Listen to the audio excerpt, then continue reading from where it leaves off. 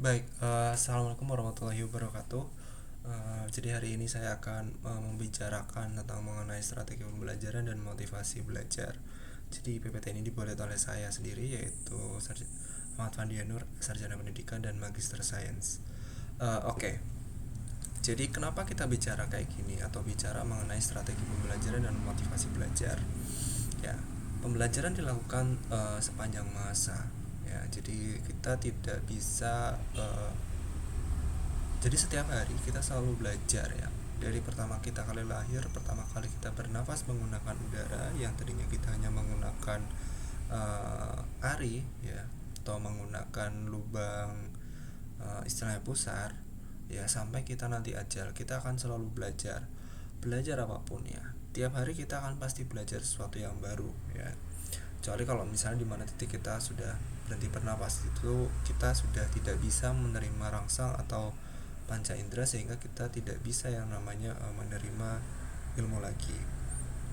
Lah, sehingga apa di sini pembelajaran itu menjadi sangat penting ya. Dan uh, bagaimana kita berusaha merekonstruksi pembelajaran hal tersebut ya. Dari misalnya kita belajar hal yang baik, bisa belajar juga hal yang buruk, belajar tentang agama, belajar bagaimana makan yang baik, semuanya itu diajarkan dan itu semuanya direkonstruksi. Ada yang secara alamiah di mana kita belajar menggunakan hal atau belajar mengenai hal yang istilahnya di situ otodidak. Misalnya kita kalau misalnya orang berbicara lucu itu adalah bagaimana kita membandingkan orang dulu dengan orang yang sekarang, atau orang Inggris yang sudah langsung bisa berbahasa Inggris, sedangkan orang Indonesia hanya bisa berbahasa Indonesia karena memang dari awal atau dari kecil mereka sudah dikerjakan atau sudah belajar mengenai bahasa Inggris. Lah, kita jangan lupa juga bahwa di setiap menit atau di setiap detik dalam hidup kita, atau ayat pertama yang pertama kali muncul itu adalah dalam al-Islam sendiri adalah Iqra, artinya adalah bacalah. Jadi istilahnya awal kali pertama kali mula ayat Quran dikeluarkan itu berbicara mengenai masalah belajar atau baca, karena baca itu istilahnya atau bahkan bermuara menuju ke belajar ya. Lah, dari situ bagaimana kita akan berbicara mengenai strategi pembelajaran. Kenapa hal ini kita bicara masalah strategi? Karena strategi secara umum dikatakan adalah pendekatan secara keseluruhan yang berkaitan dengan pelaksanaan gagasan, perencanaan dan eksekusi sebuah aktivitas dalam kurun waktu tertentu. Ya, ini adalah strategi. Mungkin kelihatannya kayak oh ya, strategi, setiap orang bisa punya strategi dalam kehidupan sehari-hari. Lah, bagaimana supaya kita efektif dalam menjalankan hal, misalnya kita punya tujuan tertentu di sini dalam artian capaian tertentu atau hal yang tertentu yang kita ingin capai, tentu saja kita harus memiliki yang namanya strategi ya. Begitu pula dengan pembelajaran ya. Mungkin dari kecil kita sudah dipaksa ya, atau istilahnya sudah disemangatin oleh orang tua ketika kita mau belajar mengenai berjalan. Jadi istilahnya, oh ya, ketika kita berjalan, berusaha untuk merangkak, pasti sudah disemangati oleh orang tua kita bagaimana itu kita berjalan. Nah, itu termasuk dalam artian strategi. Bagaimana strateginya untuk supaya anak mau belajar lebih lanjut dalam artian untuk mau jalan kaki, ya aslinya disemangatin ya, supaya dia itu tuh mau berjalan dengan cepat, atau istilahnya mau berjalan. Dan bagaimana kalau misalnya dia jatuh, ya udah, mungkin pertama kali dia akan nangis. Lah, nanti untuk selanjutnya ya udah, nanti istilahnya kita usahakan supaya dia tuh belajar atau mau belajar, sehingga kompetensi apa atau capaian apa yang mau diraih, yaitu jalan kaki. Dan apakah yang dilakukan, yaitu menyemangatin. Nah, itu adalah salah satu contoh dari strategi pembelajaran. Ya, selanjutnya, lah di sini saya contohkan salah satu ahli strategi paling tua ya, istilahnya yang tertua terkenal ya, yaitu Sun Tzu ya. Sun Tzu ini adalah seorang jenderal Cina ya, di mana dia menuliskan bahwa strategi itu selalu penting ya dalam sebuah peperangan, dan strategi itu adalah hal yang sangat tidak bisa dilepaskan dari sebuah pekerjaan atau istilahnya dalam sebuah kegiatan. Bahkan ketika mungkin kalau misal di Sun Tzu hanya bicara masalah perang, tapi sebenarnya itu bisa diaplikasikan dalam kehidupan kita sehari-hari, bahkan dalam hal pembelajaran. Ya, di sini dia berquote bahwa victorious warriors win first and then go to the war, while the defeated warriors go to war first and then seek to win. Artinya apa? Bahwa sebuah atau seorang pejuang yang dia itu tuh akan menang atau yang mau juara, dia tuh harus menang sendiri, menang dulu. Arti menang dulu artinya bahwa mereka harus memiliki tekad yang kuat, ya. Berarti apa? Strategi itu perlu. Supaya apa? Supaya bahwa mereka itu yakin bahwa mereka itu akan perang. Ketika mereka perang dan mereka pasti akan mendapatkan keinginan atau istilahnya tujuan yang mereka akan capai.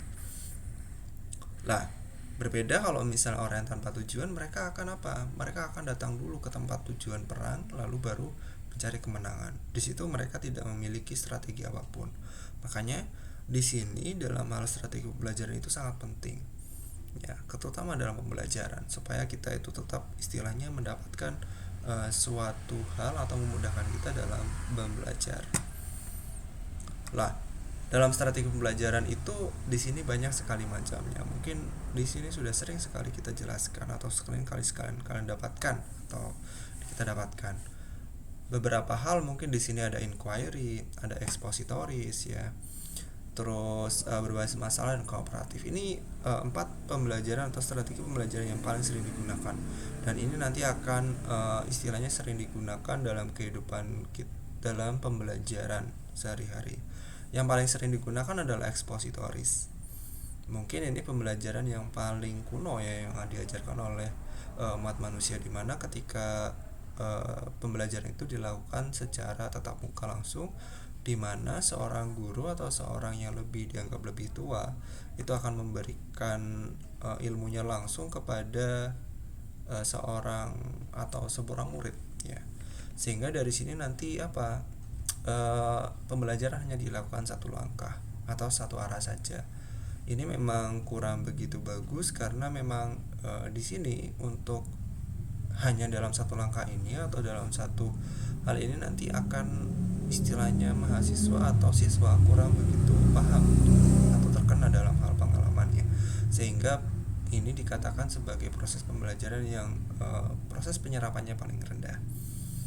Lah, ada beberapa hal yang mungkin jarang digunakan di Indonesia. Dalam hal ini mungkin contohnya adalah inquiry, berbasis masalah, dan juga kooperatif.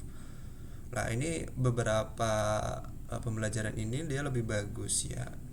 Inquiry, ya. Inquiry itu sebenarnya adalah brainstorming. Jadi istilahnya kita memberikan sebuah ide kepada mahasiswa atau siswa, sehingga di sini nanti apa, ya, yang istilahnya ide apa yang akan diberikan oleh guru, sehingga dari situ siswa akan memberikan ide, ya. Dia berpikir. Jadi dia tuh istilahnya dipaksa untuk berpikir. Lah, ini dia lebih baik, ya, karena apa, pembelajaran di tipe inquiry ini dia tipenya adalah dua arah. Jadi bagaimana kita berbicara. Sebagai contoh, ya, saya pernah belajar, ya, dikatakan bahwa minyak dalam sebuah soto itu dia lebih enak, ya, dirasakan ketimbang airnya, ya. Di situ ketahuan banget. Ada yang tanya kenapa, ya, kenapa hal itu terjadi, ya. Bahkan untuk kuliah mahasiswa itu kayak gitu tidak paham kenapa. Padahal sebenarnya kalau kita belajar dulu di SD, SMP, SMA, ya, bahwa sebenarnya minyak dan air tidak dapat bersatu karena dia itu memiliki perbedaan, ya, perbedaan dalam sifat polaritas.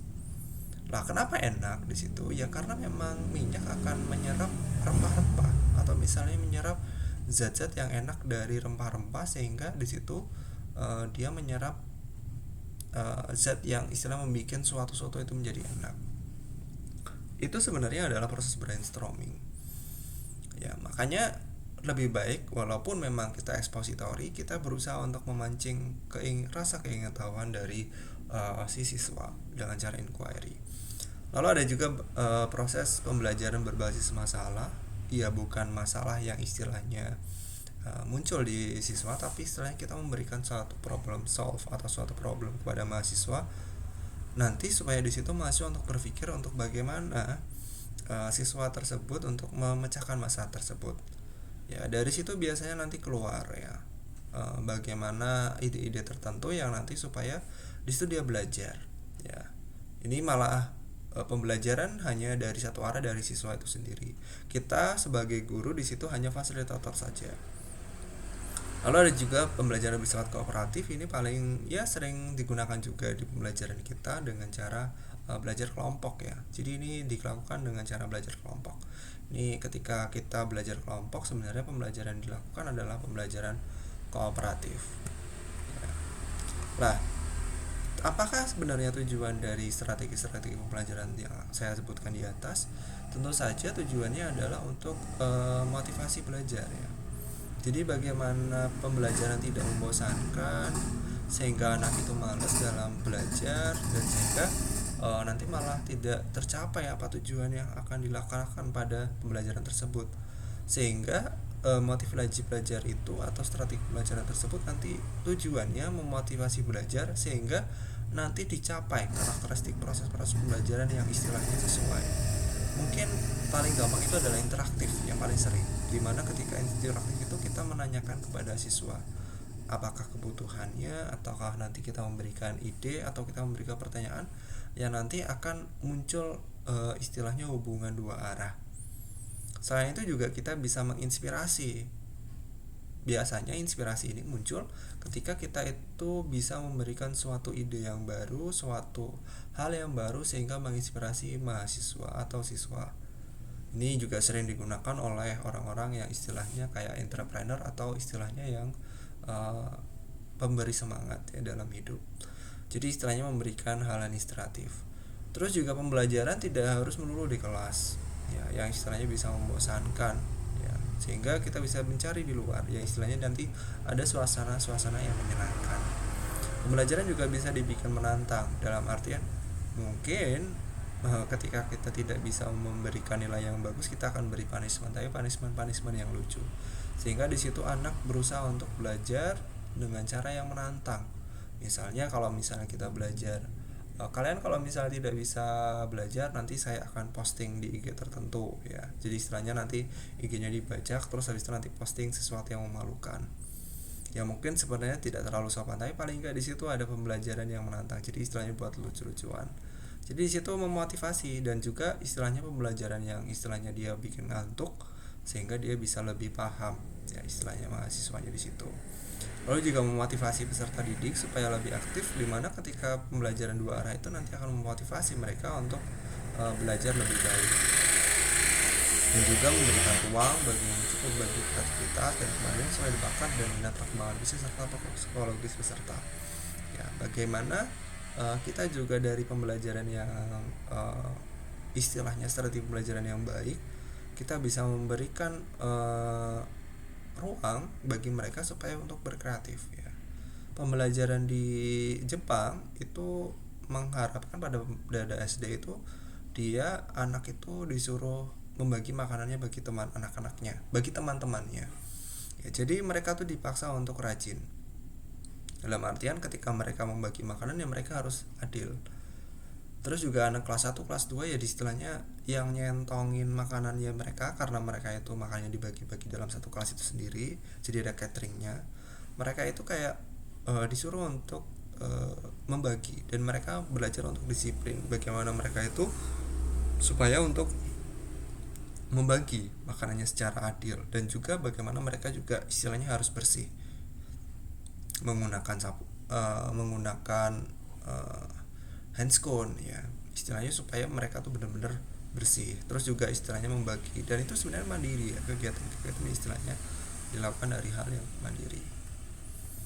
Nah, motivasi juga istilahnya digunakan untuk mahasiswa itu atau siswa itu digerakkan ada perubahan tingkat laku, dan juga istilahnya pembelajaran itu tidak monoton. Oke. Lah, beberapa cara untuk menumbuhkan motivasi bisa diantaranya adalah memberikan angka atau istilahnya nilai ya, atau bisa juga memberi hadiah. Nah, ini juga tentu saja ya, penentuan ini juga nanti dihasilkan dari sebuah kompetisi. Kompetisi itu juga akan menghasilkan nilai-nilai yang menarik sehingga anak itu dia lebih tertarik, tertantang. Terus juga dengan cara memberikan ujian. Baik, itu saja presentasi dari saya. Kurang lebihnya mohon maaf dan saya terima kasih. Wabillahi taufiq wal hidayah. Assalamualaikum warahmatullahi wabarakatuh.